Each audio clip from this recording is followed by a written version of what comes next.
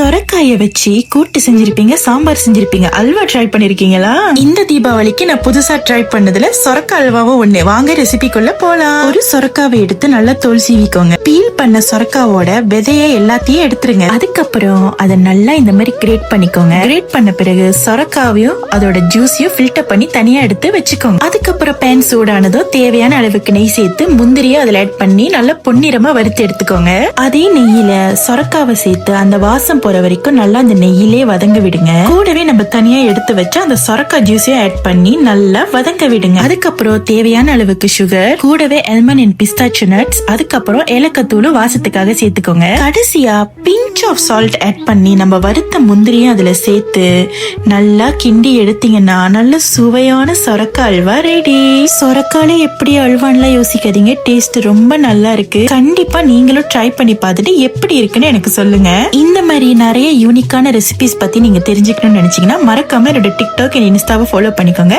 அனைவருக்கும் என்னுடைய இனிய தீபாவளி நல்வாழ்த்துக்கள்.